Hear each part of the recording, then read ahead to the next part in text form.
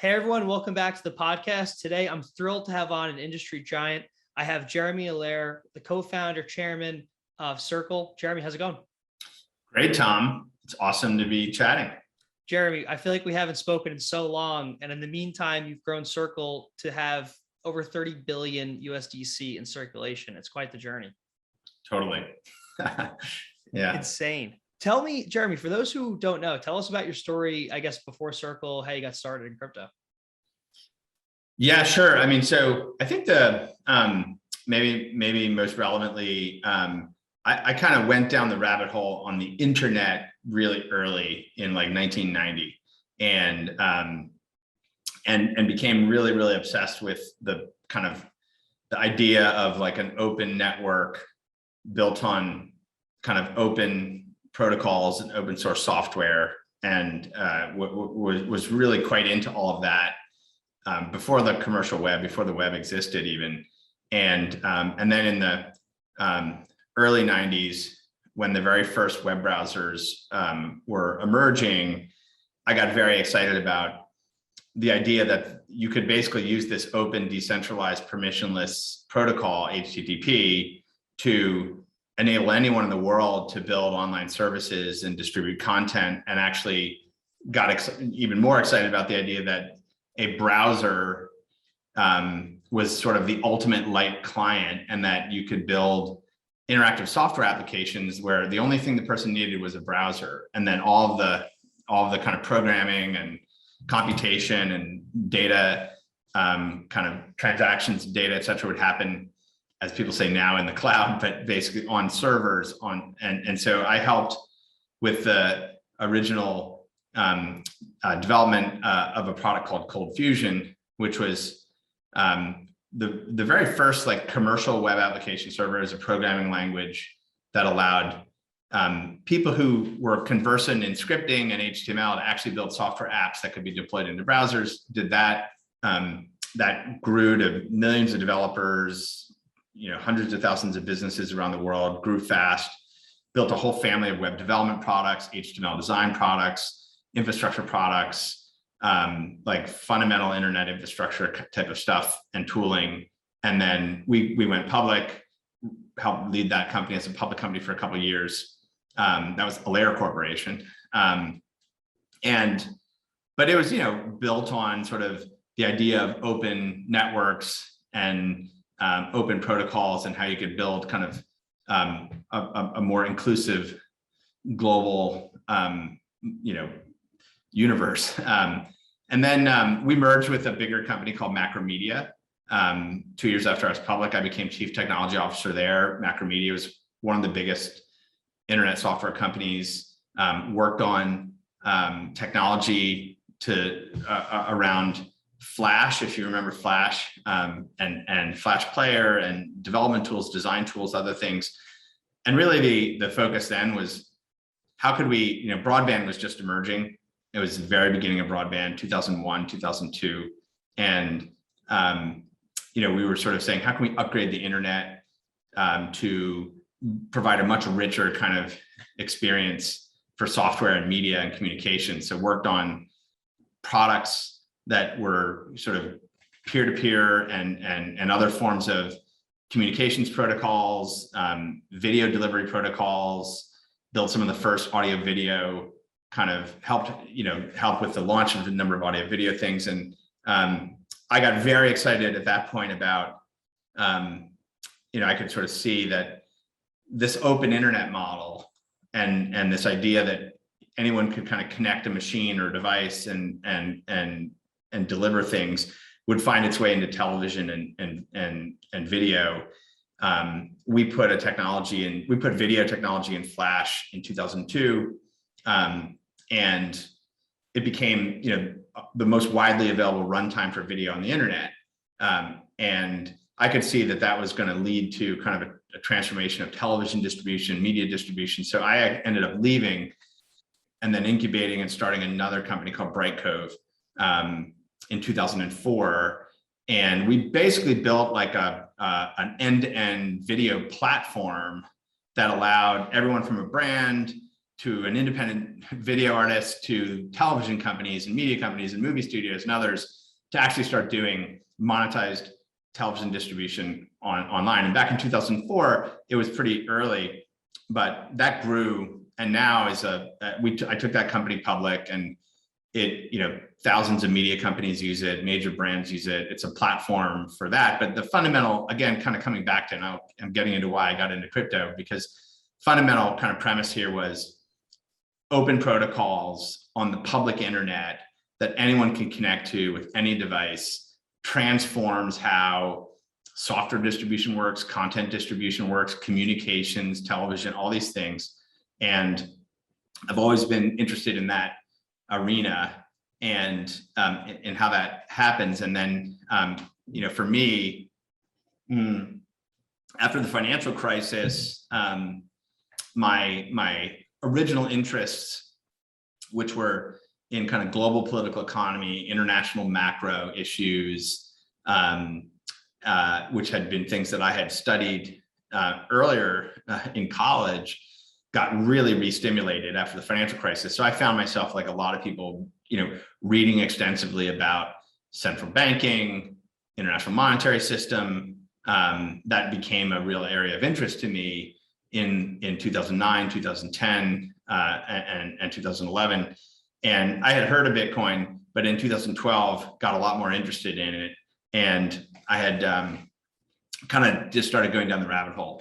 And then I think for me, just the connection point here was, it became very clear to me that what Bitcoin was doing was solving a problem which existed for the internet as a whole, like a missing infrastructure layer of the internet, a way to represent value on the internet in a decentralized manner, just like all these decentralized infrastructures had enabled information and communications and knowledge sharing and television distribution, all these things to happen. I could see that this was sort of the kernel of that happening for value exchange, and got very excited about it. We can talk more about the origin of Circle itself, but that's sort of my backdrop, kind of getting into this space. No, it's a hell of a backdrop. I want to go more into Circle and more into your crypto views, but it would be remiss not to talk about, I guess, your past companies for a little while. I mean, you founded Allaire Corp, which had Cold Fusion. So there's a web app development company. I mean, everyone knows Bright Cove. I covered telco media in a past life, so it came up all the time. But you've created such large organizations at the beginning of such large movements, right? What's the process there? Like, how do you get so bullish and scale so fast on technologies that are so new for their time? Yeah, it's a really interesting question. Like, I'm always kind of looking at things that I think, like the big transformations tend to be when there's multiple overlapping technologies. And so I'm sort of constantly looking at, like, what are different streams of technologies, and how are they likely to kind of interact with each other to compound. And in every one of these things that I've worked on, it became very, very apparent that there were, like, these other mega trends in technology that would compound certain things. So the idea in 1994 that the web was going to be like the operating system for software apps and content was definitely not what people thought. Like, that was definitely not what people thought. But to me, it was so obvious that an open architecture like that, combined with what was happening, which was this kind of proliferation of personal computers, and then the commercialization of the actual internet service provider market, would make that happen. And there were other things like commodity servers. Servers used to be really hard to run, and you had to be like a Unix system administrator, but like Microsoft Windows NT servers made it possible, like anybody who could use a Windows computer could now run a server. And so they looked at all these things and said, yeah, this is going to really proliferate. And I won't go through every example, but fundamentally, I kind of look for those things, and things that I think are going to really solve or enable a really fundamentally different outcome for society. And so I gravitate to the things that I see like the logical implications of it kind of extrapolated out, and I sort of see what that looks like. And then I get just really inspired by it, and I want to go after it and realize it. And I think, you know, with what we're doing with Circle, we had a very clear vision early on. I have my Series A materials. It's fascinating to look at the original kind of white paper, as it were, like the strategy docs and the Series A presentation. And what I would say is, like, there's a multi-phase vision for this company. We're still in the first phase of it. And I think a lot of the things that we envisioned becoming possible in, you know, spring of 2013 are now just being realized today, 8 years later. And so, you know, sometimes you can see something and you're a little too early. Sometimes you come in kind of too late. You kind of want to be right on the right somewhere in the middle. I think the interesting thing about the Circle story is we were definitely early for the executing on the idea of a protocol for dollars on the internet. Like 2013, it was too early for that. 2017 was a better time to really start that, which is when we started, you know, Center and built USDC. So we started that at the right time, but we were pursuing how to solve that problem of taking fiat from the legacy fiat system and transacting it like digital currency. We were trying to do that at the start of the company, but doing that on top of Bitcoin had all kinds of limitations that we ran up against. But so we were in some ways too early, but then, you know, we also had, I think, built a lot of really significant capabilities as a company that allowed us, even though we were early on that, to kind of pivot into other areas that generated huge amounts of revenue for us and growth during different cycles of the crypto market. So it's interesting. I feel like we were basically started the company at the right time, because a lot of the things that we now are able to do today are based on technology, operations, licensing, reputation, other things that we built up over our first, say, 5 years. Yeah, it's hard to describe to people new in the space what crypto was like in 2013, let alone 2015 and 2017. But you know, you kind of answered my next question was, you know, you've built major companies that have IPO that have changed the world, and you've done it at such an early stage. So my question for you was, you know, how much of the business plan, how much of the product do you know that you're going to have when you start these versus how much of it is flexible and kind of up in the air a bit? Yeah, I mean, I think my feeling on this is, you know, you can kind of describe, you can see the mountaintop, like you staying, you know, however far away you are in your journey, you can see the mountaintop, you know what it looks like, you can see the beauty that's there, and it's really fucking far away. And you know, like, it's going to be a treacherous journey. You know that you're going to go walking up a path and it's going to be like, shit, we hit a chasm, we need to go down again, and then we got to go up another path. The metaphor of climbing a mountain is a really good one, because you can actually see the mountaintop and you can intuitively like feel inside what that is, and know that, you know, that's what you're marching towards. And it's really important to have that clarity and have consistency in that clarity and that vision, which I believe we really have. But also realize that the paths that you're going to take to get there are going to be highly situational. And in this space, as you know, that can be based on, you know, technology changes, which are very significant and rapidly moving, some slower, some faster, you know, how this is treated by governments, how this, you know, the overall kind of macro landscape in all of this. There's so many of these exogenous factors, and you have to kind of find your way through all of those, which is difficult. And I think, you know, so I always take for granted, yeah, there's going to be many iterations, many pivots, as people like to say, but I mean, pivots are smart. If you're like climbing the face of a rock on a mountain, like, you don't know, like, you're like, okay, what do I do here? Oh shit, I can't do that. What do I do here? And so, you know, adapting is a huge part of building resilient, you know, companies. Yeah, no, I'm with you. In crypto, it's like the mountain is moving, the weather's changing, your distance is changing every 5 seconds. Yeah. One last question before we go into Circle. And this is probably a dense question, but I have to ask you, like your first two companies, so Allaire and Bright Cove, what were the biggest learnings you think you took away from running those corporations or co-founding them? I mean, for like CEOs in the space, for co-founders, what are like the largest lessons or biggest hurdles you overcame? Because they're quite the story in themselves. We could do an entire podcast just on each one. Yeah, I mean, there's so many, you know, with Allaire and my first company, you know, my brother, myself, and other co-founders who were involved, we were really young. So we were in like our kind of early to mid 20s.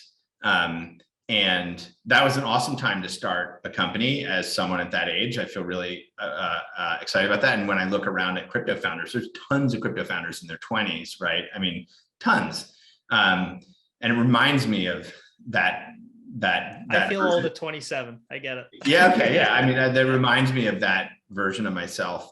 And I think, you know, this is very much like 2020 hindsight, right? So this is like, I think we actually had a much bigger opportunity than we realized. And I think, you know, we could have taken on a lot more capital and scaled much more rapidly as a company. But you know, we grew like steady up and to the right, profitably. We were unfashionably profitable as a public company for like, you know, 2 years. And we were like, our valuation was punished because we weren't high growth enough. It wasn't like that. You were paying out dividends. I learned a lot about, you know, how, you know, growth versus profitability, you know, what does it take to like kind of really go after, you know, a market hard. Those are some of the things. I learned a lot about M&A. We did a lot of acquisitions. I've learned a lot of the pitfalls and positives and other things. I learned a lot about people, the kinds of leaderships, culture. I mean, there's a lot that I learned from there. But I think one of the big takeaways was, you know, you got to kind of go after it a little harder.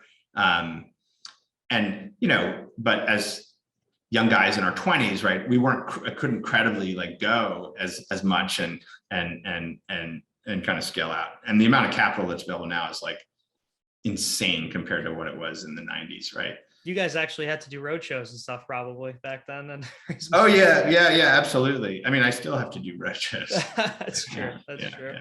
Zoom shows, yeah. Yeah, no, I totally understand that. And I guess just one last personal question for you, just being a leader in the space.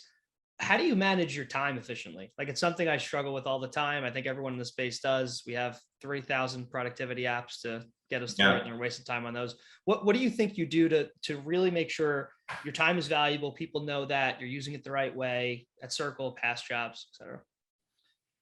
It's a huge challenge. I think you have to get really disciplined about saying no. I mean, basically. And it's really challenging because, you know, I'm a generous person with my time. I like to make myself available. But when you really like sit down, you look at your week ahead and you say, what are the most important things that I have to get done? Like, what are the really important things I have to get done that are going to move the agenda of this business or this project? It's pretty easy actually to figure out what you should and shouldn't be doing.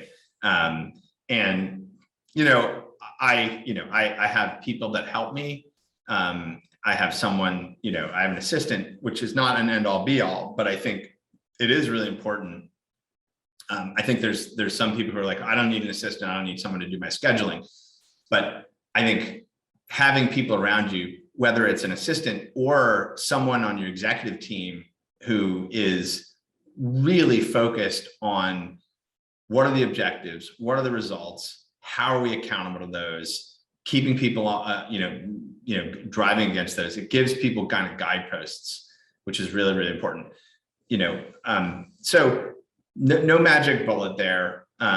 you have to kind of constantly kind of groom and curate the things that you have.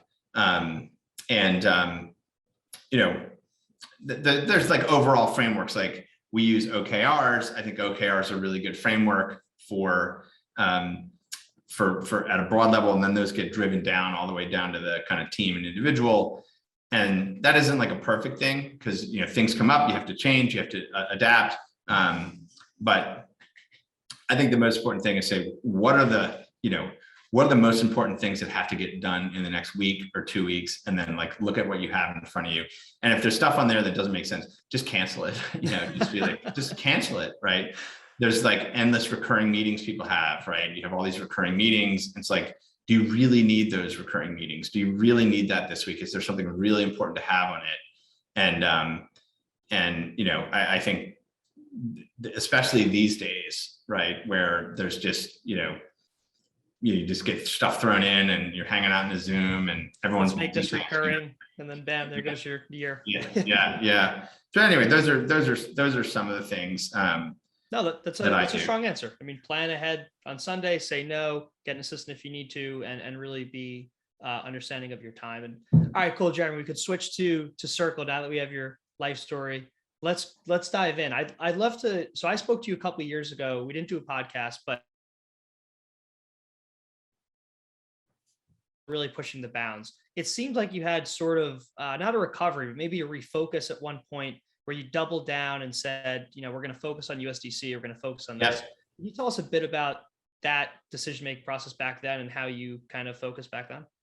Yeah, absolutely. So I think a couple of things that are I think important is like origin vision of the company was that sort of it would become possible to have protocols on these public open networks, blockchains as we call them now, but on these public networks that would allow one to represent a dollar or a euro and transact it over these public networks in a direct way, and essentially to inherit the capabilities of cryptocurrency, but applied to a dollar. So to kind of have a hybrid model of sort of taking central bank money or importing that and then enabling it to function on a public network in the same way that HTTP is like a public information network. And that was one core idea. The other idea was that once that happened and the technology got scalable, that the programmability of that form of money, and to us, we were sort of thinking, hey, if you could make dollars like almost like a native form of data on the internet, and it became programmable, and the compute for the programmability was on a trustless infrastructure where people could write contracts to interact with funds. That was so inspiring to us. And that over the long run, we thought, okay, if you have a protocol for dollars on the internet and those dollars and other fiat tokens could be programmable, you could actually reconstitute from the ground up huge parts of how capital allocation worked, the sort of the nature of not just payments, but also capital markets. And that was like the thing that got us really excited. And so early on, we tried to solve that problem by building on top of Bitcoin. And back in 2013, that was a pretty good bet. Like there was a robust developer community. There were a lot of people in the community were excited about how do you make this scalable? How do you make this extensible? How do you introduce smart contracts? And what happened was really frustrating. And there was a huge schism in the crypto world between kind of the Bitcoin is Bitcoin, don't touch Bitcoin, it's doing what it needs to do, and the people who were excited about this idea of programmable money, smart contracts, issuing other assets on top of this. And that really led to not just a literal forking of Bitcoin, but it led to a kind of a forking off in technical communities. And Vitalik himself was like, I have all these ideas about where to take Bitcoin, but the Bitcoin community wasn't receptive. And so, these new platforms started to emerge, but it took years, right? So from 2013 until basically like late 2016, several years, there wasn't an alternative. So we built like a whole banking infrastructure on top of Bitcoin, and it enabled us to like We got all the licensing. We built a risk platform, a treasury infrastructure, custody infrastructure, all the things that we needed. Got all the licenses, banking partnerships, everything else. And you could tunnel dollars, zeros, and pounds over the Bitcoin network. And we were using the Bitcoin network as like a settlement layer, but it was terrible as a settlement layer. It didn't work. And we were like, this isn't going to work. And so we were like, okay, well, we have to kind of like let go of the Bitcoin part of that, which some people really hated because we had built a really seamless way to basically like take a debit card and like transact and send money directly to a Bitcoin address that became Bitcoin instantly. We had built a liquidity engine that enabled like instant crypto. And we had a risk engine and a treasury engine and a trading engine that could kind of do that. And so we had this really cool capability, but we basically said, okay, this isn't solving the problem we aim to solve. But we kept the core infrastructure and we built a trading business on top of it, which is a legendary trading business called Circle Trade, which was very well timed, leveraged that infrastructure and all the counterparty relationships we had to build like the first or second largest trading desk in the world for 2017 and 2018. So we that was a huge business for us. And then, but in late 2016, we basically said, okay, we have to redesign this architecture. And we made a decision to redesign it on top of Ethereum. And we actually, if you go back to 2017, you can find a blog post that talks about, we're starting a new open source project to enable like fiat token payments using Ethereum. And it was codenamed Spark. But we didn't say much more than that. And over 2017, as Ethereum matured, we started working on what was then USDC.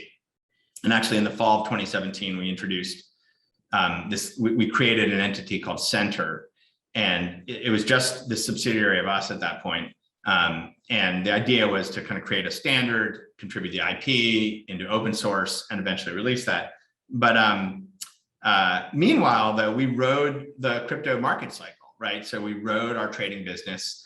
We opportunistically acquired Poloniex, which was a massive exchange at the time.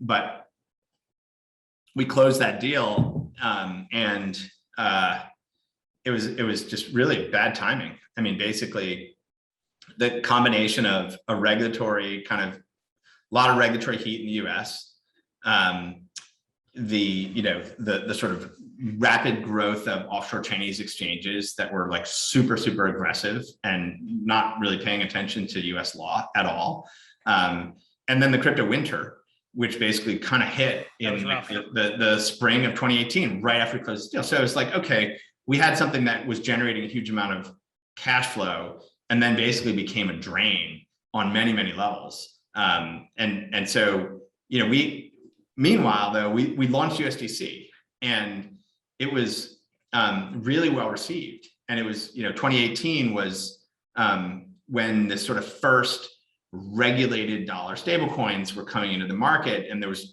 a real perceived need. But for us, most people were looking at stablecoins as, hey, this is a way for hedging and arbitrage and like ways to, deal with trading, which was true. And that was like what we considered the bootstrap use case for this. But for us, it was, this is our vision. This is our founding vision of building a protocol for, kind of this hybrid digital currency model. And so for us, this was like really key and important. So we got it launched, and over that year, from September 2018 to September 2019, we did a ton of work to light up an ecosystem. And we focused on DeFi protocols. We focused on wallets, exchanges, custodians, all kinds of different players. And we got hundreds of companies to start supporting USDC. We had a great partner with Coinbase who made it really easy for retail users to get it. We had a great institutional offering that made it easy for institutions to get it.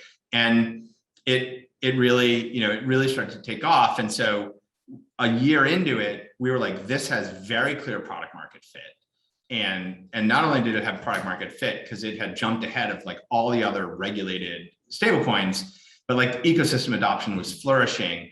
And like all these companies in the ecosystem were coming to us saying, hey, could you give us these other capabilities? We need, we need fiat. We need, we need, more seamless infrastructure to connect up to our own services. And so we had to make, a number of key decisions, but around actually this time, 2 years ago, it was very clear that and that was like the kind of like heart of the crypto winter.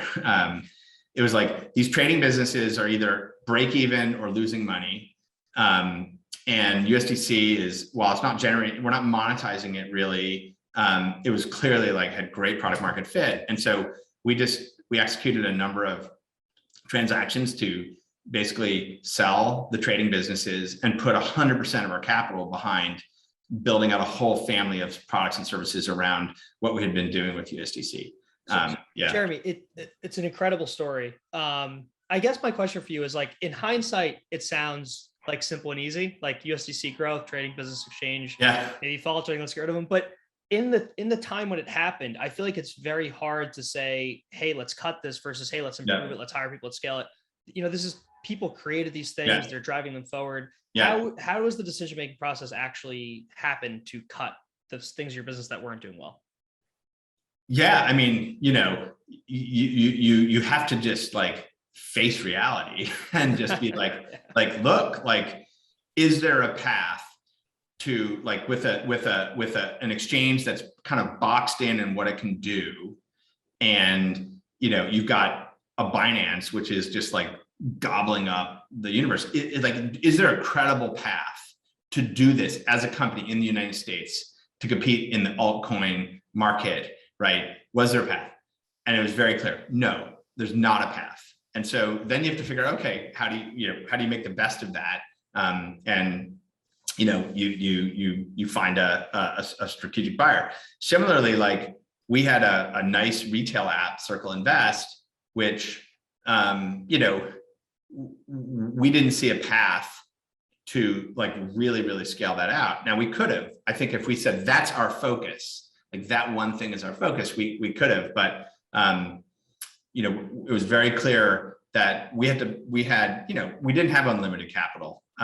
We had enough capital to kind of do these things, and we generated capital from transactions that we did, but we had to, you have to live within the laws of physics. And in late 2019, in the heart of the crypto winter, capital formation was not the same as it is today. It was dead. Yeah, it was a really tough. And so, so we just, we had to live within reality, live with the physics.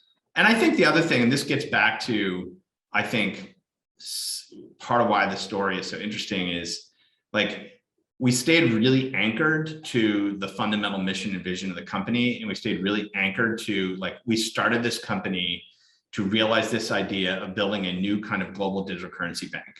And that's going to be built on this hybrid model of fiat digital currency kind of connected to blockchains and programmable money and what that could be. That was the sort of founding vision of the company.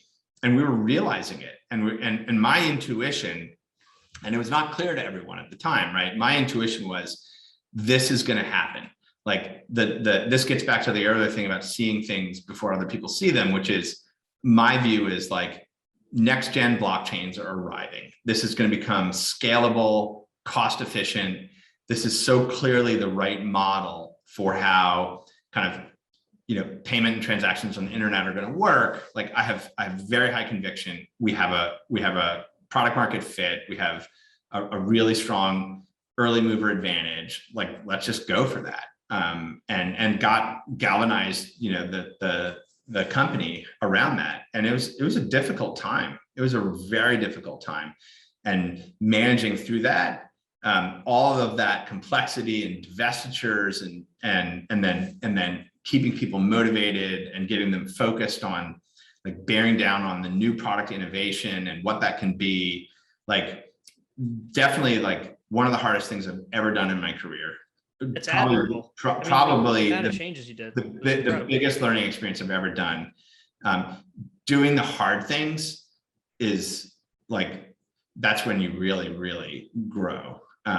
And so I grew it a ton, and it was amazing experience. Yeah.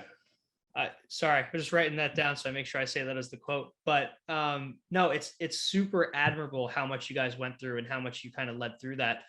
I guess my last question for you, kind of on those changes, was: is there any way to keep, so you have people running divisions and maybe they're not that profitable, maybe they're not growing. Is there any way to incentivize those people to come to you and say, hey, Jeremy, I love my job, but look, this isn't growing. I love Circle. I'd love to stay here. Or do you get the sense that everybody's kind of just trying to keep their segment going regardless of kind of the realities? And that's kind of your job. No, I mean, I would say, in fact, you know, what we did with, you know, launching this like platform services, API services, this broader family of things, like it was, you know, like product leaders and business segment leaders that were working on other things and so on. And we just said, you know, we've got intuitions about stuff here, but like, go figure that out, and, you know, take your best and your brightest and say, like, go figure that out, and come up with a plan. And, you know, I give a huge amount of credit to the leaders, you know, the product leaders, engineering leaders, business leaders who were like, okay, how do we go from USDC as it is today to a broader set of things that we can do that people are going to want and that we can monetize and other things as well. And you know, it wasn't like all me at all. It was very much kind of coming from those core folks, and it was people who'd worked on a lot of different things in the company. No, that's awesome. I love that you're throwing around the credit. It's super important. So switching back to Circle, I mean, you got a whole new set of growth plans now, right? You're 30 billion in issues, largest stable coin. I mean, we fund all our deals in USDC. We yield in USDC. We pay people in USDC. Like, it's just an institution at this point, right? I mean, what's kind of next? Is it a multi-chain future for USDC? Is it new initiatives? What's like what's phase 2 for you? I mean, there are a lot of things. USDC is at 31 billion now, which is amazing. It's been incredible growth. I mean, I think it comes back to, you know, kind of just checking out on kind of where are we in this. And I think it's fair to say we're still really in the early phases of the adoption of this. And while like 30 billion in circulation and 1 trillion in transactions, all this sounds like a lot, it's still super early. You know, we think about the total addressable market for digital currencies like USDC is the size of commercial bank electronic money, which is over $100 trillion in the world today. And so there's a long way to go in terms of the amount that would, say, be in circulation and used. And I think for us, we're right now in this really pivotal moment where we're going from the early adopter use cases for this into more mainstream use cases. I actually had a Twitter thread about this today, which is just one of these questions people get: what are the use cases for USDC? And I have a few different answers, but one of them is like, what's the use case for $1 on the internet, which is like anything, right? And we literally can talk about that in reality, which is there are people who are using USDC to make micropayments for scarce digital intellectual property. And at the other end, there's people who are settling like large scale capital market transactions worth $500 million in a single USDC transaction, and everything in between, and so many different use cases. But at the end of the day, like we're moving from this early adopter phase into a more mainstream phase. And by a more mainstream phase, I mean that this starts to get used in a far broader range of commercial applications and you know, regular way commerce applications, paying people and dealing with international payments. But we think we're on the cusp of solving problems in what I call consumer to business payments. And right now, USDC is not used a lot for consumer to business payments because the technology hasn't really allowed for it. We haven't had scalable scalable blockchains that can transact very inexpensively. But that was the core vision, is that eventually you'd have scalable blockchains where you could transact it at a very low cost. And now with like 3rd gen L1s and L2s on Ethereum, you can get into many thousands of transactions per second. You can get transaction costs that are sub a penny. And so now the architecture is such that you could actually start to like really build competitive consumer to business applications with real value. But there's these classic kind of chicken and eggs, right? You need consumer experiences that provide digital wallets for users that they want to use for everything from peer-to-peer applications to business payment applications to other personal finance applications. And so there's sort of this race for these next-gen crypto wallets as well. And then you have traditional digital wallet players like Square and PayPal and Revolut and others who are saying, okay, how do we become more crypto native? How do we enable these things? And so I think and even Facebook, right, who's ultimately going to do something here. I think we're getting really close at a technology level and a user experience level to solving this problem of this is actually going to be like the medium of exchange for commerce on the internet. That's when this goes from 30 billion in circulation to hundreds of billions in circulation. So that's one big arc that I see. Another is, as this becomes a much more trusted dollar market infrastructure, it's already a trusted dollar market infrastructure in what I call the crypto capital markets. So the crypto capital markets is like, this is the best thing ever. It's reliable, it's trusted, it's liquid, it's redeemable, it's audited. It works on the chains that I want to work with. Like if you're in capital markets in crypto, you'd be like, I will never go back to like the international bank wire system, or it's just like never, right? So it's like apparent to people who are in crypto capital markets that this is a far superior dollar market infrastructure compared to traditional commercial banking. But the key is, when does that start to cross over into more mainstream finance? Like when do people start to be able to like fund their Robinhood accounts and use it in their Robinhood apps? Or when does a major financial institution start to use this as an actual dollar settlement leg in significant, transactions that they do? So the sort of maturation into, I don't want to say it's TradFi, but it's a little bit of TradFi. But the maturation into that space is also really significant, which ties to like the third big bucket, which is,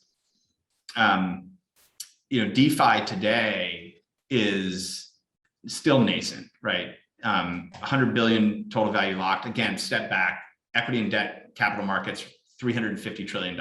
Okay, so super small, super small.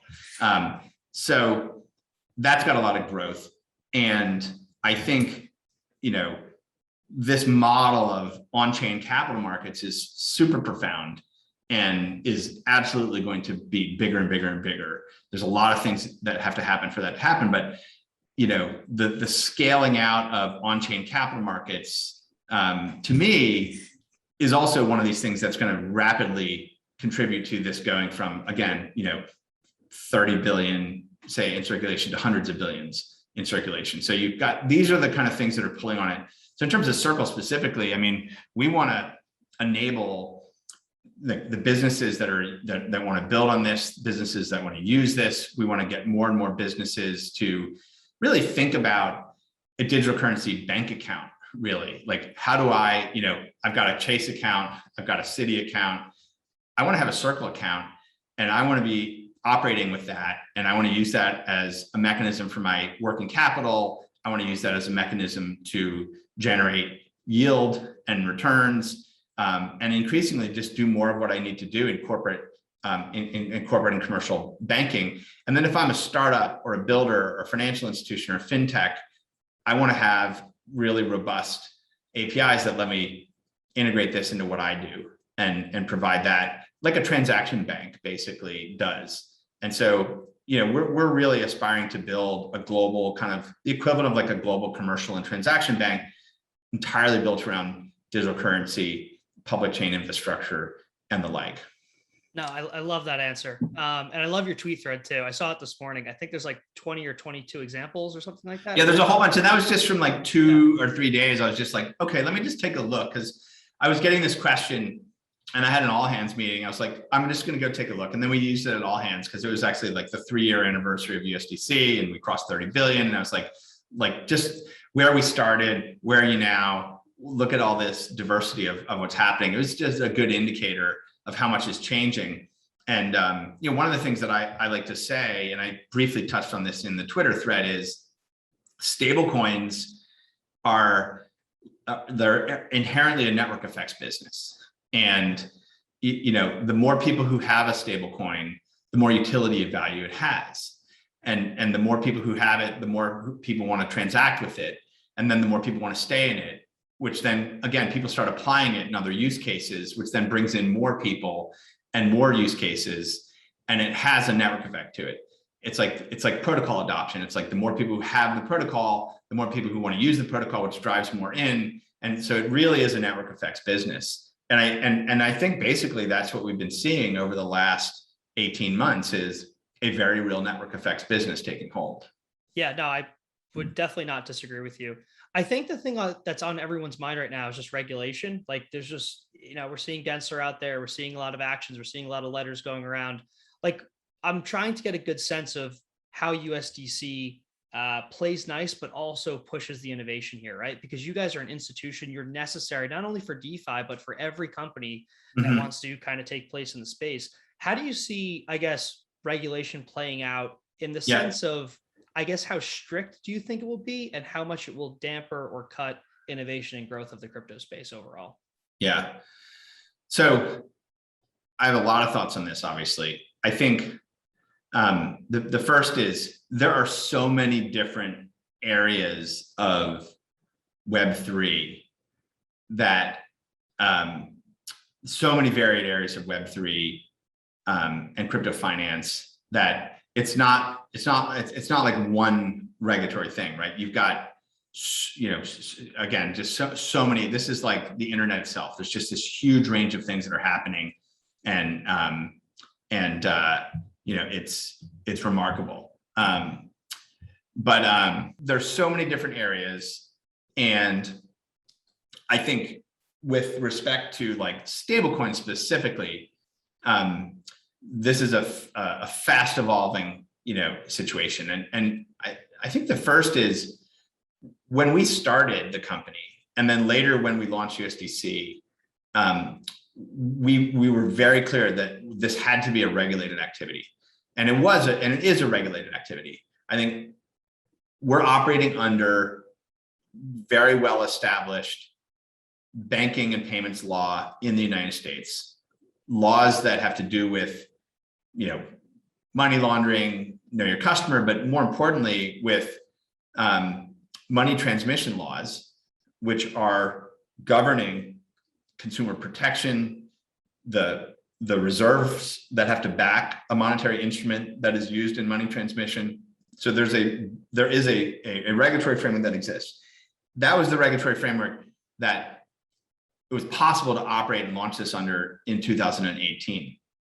Now, our view has always been that if this grows to be much larger in scale, it's very likely going to become something that is regulated at a national level, not just in the United States, but in the UK or in Singapore or wherever you go. And it was sort of a question of when, not if, in our minds. But we went out of our way to say, okay, there's not yet a real regulatory framework around this. Let's build a whole set of self-governance around it. Governance around information security, compliance standards, administration of the protocol, reserve standards, all these sort of models that we didn't have regulation, right? We said, okay, let's define a set of self-governance and start doing that. And with the ultimate goal of there being common standards on this. And that was what, led us to kind of create Center and Center Consortium. Now, what's happened over the past couple of years is major financial regulators around the world have said, holy cow, stablecoins are here. They're coming. They're getting bigger. We got to do something. And it's not, we got to do something like we got to shut this down. It depends on what comments you read at any given time. You'd think, oh, this is, the regulators want to shut this down. I don't think regulators really think that way. I think there may be different forms of thinking. Some regulators and policymakers will say, this just feels super, super risky and we got to protect, society from these risks.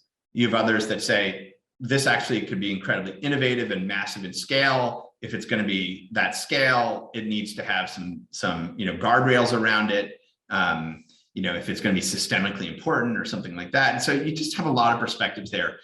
And a lot of that's been driven through very structured work that happened with like the top financial regulators from around the world over multiple years through the Financial Stability Board, which issued a bunch of recommendations on how to think about policy in this.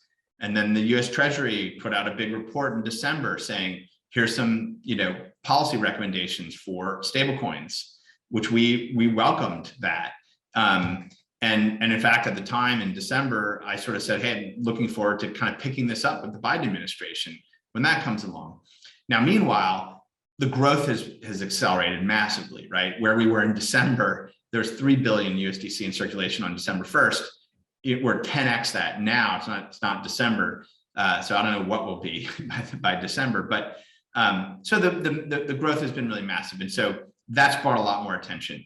And I think that the really relevant thing is when something does become this big, and we're not just looking about where it is today, but by anybody's imagination, in 2 or 3 years, if this is internet scale, if there's a billion people interacting with on-chain digital currency and blockchains and the like, if there's a billion people, which I think there can be in that time frame, you better darn figure it out, right? That's not going to be an unregulated activity, and it's not the kind of existing kind of money transmission, kind of e-money type of models probably aren't sufficient, right? Because you're talking about at that point many hundreds of billions of dollars. The consumer protection considerations are a lot higher. Its interaction with the broader financial system is much greater. And so I look at what's happening is with the presidential working group, which is Chairman Powell, Secretary Yellen, Chair Gensler, the head of the OCC, the head of the FDIC, all these folks who are looking at this, and their staff, right? They're looking at this and they're saying, okay, this is here. What are some kind of things that we think need to be in place for say the United States government to be comfortable with this being a massive part of the financial system, right? And they're going to have a bunch of recommendations. They're going to come out in the coming days. And my guess is that they're going to be recommendations that Congress needs to consider. I think there'll be recommendations that the big existing regulators are going to have to go and research more. And then it's going to be an opportunity for industry to really contribute, because I think, coming back to your question, we can't lose the fundamental innovation here. We can't put the genie back in the bottle. And the fundamental innovation is open networks, permissionless innovation. It's, a multi-chain future. It's building on decentralized finance infrastructure. It's, all of these things, and building on open standards and open internet of value exchange. Like, that is the fundamental innovation. And I think, just trying to say, hey, this has got to operate the same way the existing banking and payment system works is going to leave a huge amount on the table, and it's going to hurt the United States. It's going to hurt the competitiveness of the United States. And so there's going to be a lot of dialogue. And I view the work with regulators as not something to be avoided. I view it as something that's to be embraced, to really do the work, because I think genuinely people want to get things right. They may be uncertain. There may be a lot of misinterpretation or misunderstanding, but you got to do the work. If you don't do the work, you're not going to build something that changes the world. No, it's a fantastic answer, and I agree with you. It's worth embracing. I guess, like, 2 questions for you. You could take this whichever way you want, but what percentage chance do you put it that the government comes in and completely cracks down to a degree that makes doing business in the United States just totally unreasonable, where people just straight up completely leave? I mean, people have already left, but I mean, do you put it at a high chance that they come in and just straight up level the playing field on innovation here with regulations? I don't think so. No, I don't think so. I think, look, I think there's going to be a lot of, there's going to be a lot of hard work by a lot of people in industry and in government to figure this out. My broad view is that, interestingly, there's actually a lot of bipartisan support for the idea that this is a major area of innovation and we need to not quash it. I think there's also a lot of bipartisan support for this is awful, we need to shut it down. It's one of these really bizarre areas where you've got like very strong bipartisan support for and very strong bipartisan support against. But that actually tells me something. What it tells me is that this is complex, it's nuanced, there's a lot to it, there's a lot to work through. And it also tells me that this isn't like, there's no unilateral anything that's going to happen here. I think this is going to go through the machinations, the sausage making of policy making in this great country. So that may be awful to some people, but I think that is what we're going to see. And I think this industry is as strong as ever. It's as big as ever. It's very well capitalized. It's accelerating. It's doing a ton, and it really has to get its shit together in terms of education and engagement at every level of society and the government. If people want to bring this, forward and realize all these ideas, the solution is not to put your head in the sand and hope this stuff goes away or run away. It's to take it on, right? People want to figure this stuff out, and I am, cautiously optimistic that over the next couple of years that we'll see significant legislative initiatives brought forward that try and outline a comprehensive approach to digital assets in the United States. I've advocated for some ideas around this for many years. I think you're seeing, Coinbase is going to put forward proposals, industry associations are going to put forward proposals, and it's going to be a lot of work. But I think we can come out the other side with a framework that allows for, again, the open internet of value to flourish. And it's not just about money and finance, right? This is the thing, is Web3 touches, information, privacy, content, intellectual property, software. It touches so many different areas. And I think that's part of what really needs to happen, is that this has to get up leveled. This isn't just about, trading crypto or tokens or, stablecoins. This is about like a whole new infrastructure layer for the internet and preserving the possibilities of that. So that's again, cautiously optimistic. Yeah, I mean, there's definitely risks of negative regulatory consequences, without a doubt. There are real risks of that as well. No, I'm with you. And I guess my last question for you on the regulation side, do you, I guess, agree with some of like the more extremist views that a government crackdown is actually bullish for something like Ethereum and Bitcoin? I mean, I'm obviously of the opinion, I don't think it is, but what would you say to those people?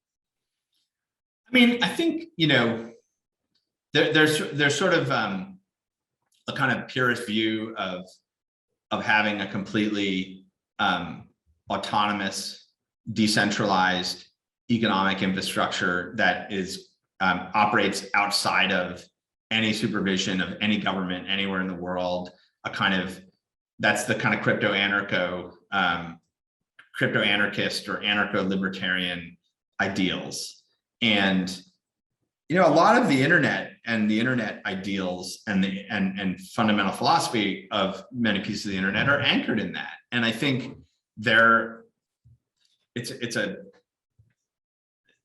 it's a really critical piece of this, which is there are first principles.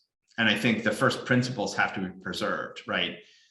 Open, decentralized, permissionless, both IP and operational resilience and non-sovereign forms of value, like those are first principles that have to be preserved.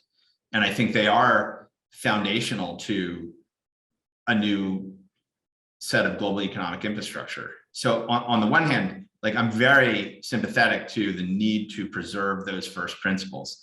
If something came along and said, you can't have a permissionless crypto commodity powered decentralized protocol, that's ridiculous, because that's like trying to ban math basically, and open source, you know, it's like banning math and and code, right? You can't do that. It is a genie out of the bottle. It is this thing that exists.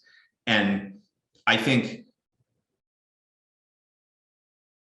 I don't think a government crackdown that said you can't do that, that's not lawful, would be a win for crypto. I don't. No, I'm with you. And one other question for here. I mean, I'm not sure what regulations were proposed or went through, or what the regulatory framework or schemes were back in the early internet days.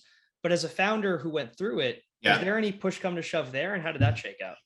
Oh yeah, there was massive. I mean, you have to think about in the early days of the commercialization of the internet, there were massive entrenched industries who did not like the idea of the internet. There were very significant parts of the policymaking community who were deeply against the idea of open information exchange. And I mean, there was, you know, very serious consideration and legislative proposals that said, you know, you need a government license from the FCC to have a website. Like that's kind of, you know, that's kind of where some people were thinking about this, right? It's like, it was like, that's public communications and that's what the government oversees. And, you know, anyone can't just be able to like broadcast, so to speak. And, you know, you had a lot of, antagonism around the openness of the internet. You know, there were huge efforts by the national security establishment to try and make it illegal to export crypto. You know, I mean, crypto is like core to the internet and securing the internet, but like basically in public key cryptography, they wanted to make public key cryptography military grade technology that you needed export controls around, right? The internet wouldn't have happened. It wouldn't have happened like what we know of if that had happened. So there were ideas like that. And you still see those fought today. The battle over encrypted communications is a national security battle. And the battle over, you know, kind of these issues in crypto finance is very real as well. These are national security considerations. And so I think this is one of these things where society has to decide that open, private, global, interoperable technologies are superior forms of organizing society and superior forms of organizing economic activity. And if that happens, if people and firms basically decide this is just a better way for us to operate, then at the end of the day, policymakers do serve at the will of the people, even in authoritarian regimes. Because if people are like, this is so powerful, I want to use this, then they figure out how to deal with it, the great firewall, whatever, you know, they figure out how to deal with it. But I think that's the key here. And this is like this pivotal moment where the utility value of crypto technologies for all these different use cases in Web3 and in crypto finance, the utility value has to really take hold in a really meaningful way and create a lot of value for people and firms in the next couple of years. That's what has to happen if we want to preserve an open internet of value exchange. It has to be proven out that this is a far superior mode of operation for economic activity. And if that happens, then I think you're going to see a policy environment which is far more accommodative to this, because it will be clear that this is an upgrade in how society and the economy functions. And that's what happened with the early commercial internet. That's what I think is going to happen here as well. It's kind of funny, like, and I agree with you, but it's kind of funny, or it's ironic that you have to literally keep building in an unclear regime to prove it out to that regulatory regime. Yeah, you do. I mean, I do this every day. I'm trying to figure out how to light up consumer to business payment use cases and get the ecosystem to figure out how to solve the problems to how to do that, so that people say, holy cow, like doing a USDC payment is like faster, cheaper, better than a credit card payment, and you got to solve these problems. These have to be solved.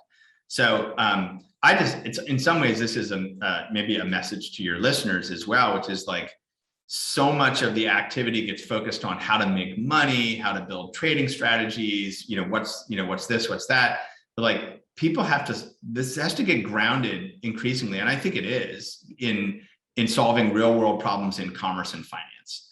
And I think there is more and more of that, but like, that's the critical piece. If you can solve real world problems in a 10x better way, the kind of proverbial 10x better benchmark, like, then you win.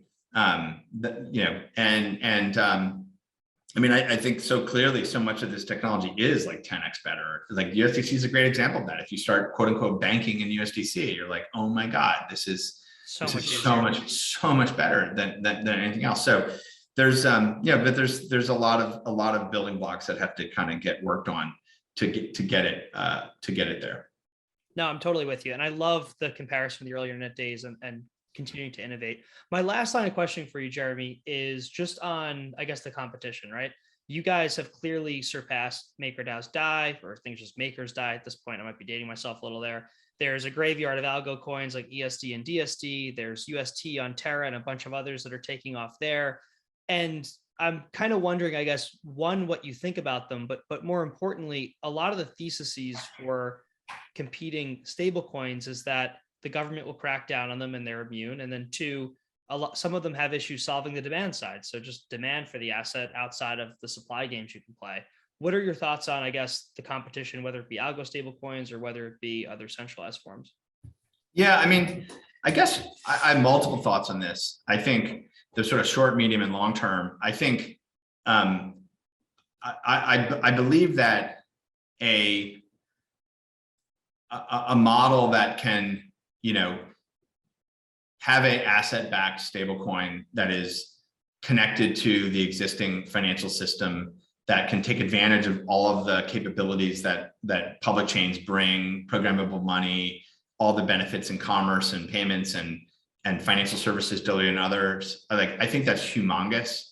And I think that in the short to medium term, like the average business or kind of financial application is going to want to depend on those assets that are actually connected into the existing financial system in some way. So I think that we're going to live in this hybrid world for quite a while, and that was one of the principal premises behind USDC. And I think we'll see proliferation in other asset-backed, fiat-backed stablecoins around the world. I think we'll see robust trade settlement, FX settlement, other markets built up on this. And I think there'll be a regulatory framework that makes this something that's comfortable for major companies, small businesses, average households to feel comfortable interacting with. So I think that's going to grow and grow really quite big. I think at the same time, the concept of synthetic price stable digital currencies is a super compelling concept as well. And I'm from a long-term perspective, I think that's a huge opportunity. And I think over the very long term, we'll probably be using various kinds of synthetic price stable global digital currencies, even as a global unit of account, a way to conduct commerce. But for that to be something that is acceptable from a tax authority perspective and from a financial system perspective, we're a long ways away from that. But I'm really encouraged by the work that goes on there. I don't look at it just as, hey, we're doing this so that we can avoid the government and have this be outside the reach of government. I know there are people who are focused on that from that perspective. I'm interested in it just from a long-term monetary theory perspective, long-term international monetary system perspective, what eventually could be desirable for large scale money on the internet in the future. I don't have a time frame that I think that will manifest itself, but I think I'm very, very bullish on that over the long run. Jeremy, this has been incredible, man. I think everyone in the industry loves that you're a key leader interacting with DC and helping to move this forward. And your experience starting multiple companies and now driving USDC, which is absolutely crucial for not only DeFi in the space, is both admirable, and I'm a huge fan. So really, really appreciate your time today. This has been incredible. No problem, Tom. Really enjoyed the conversation.